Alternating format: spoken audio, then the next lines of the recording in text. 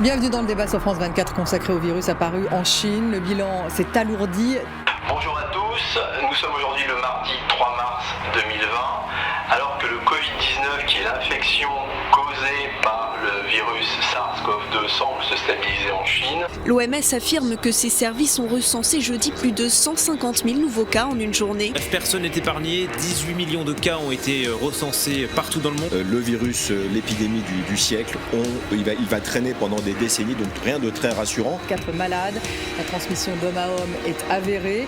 Un marché de poissons de la ville de Wuhan, dans le sud-ouest de la Chine, serait le foyer de l'épidémie.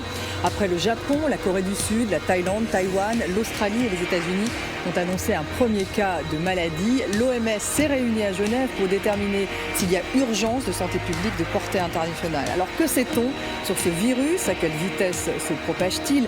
Peut-on finalement redouter une épidémie comme celle du SRAS? On en débat ce soir. Il vient d'arriver ce matin, donc ça veut dire que le flux continue et ne s'arrête pas pour l'instant, on n'a pas de répit. Près de la moitié des nouveaux cas sont recensés sur le continent américain.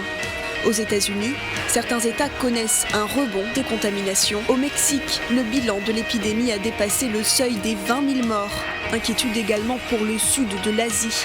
Dans la ville de Chennai, en Inde, 15 millions d'habitants ont renoué ce vendredi avec les mesures de confinement, une dizaine de jours seulement après la levée des restrictions. C'est le même état à Seattle que le premier décès a lieu à la fin février, alors que le pays recense 88 malades. La solution la plus simple et la moins contraignante, on la connaît. C'est appliquer scrupuleusement les gestes barrières. Cela dépend fondamentalement de nous. Tous les déplacements hors domicile sont interdits sauf dérogation. La courbe monte toujours plus haut en Italie. La barre des 4000 morts vient d'être franchie avec un nouveau record quotidien.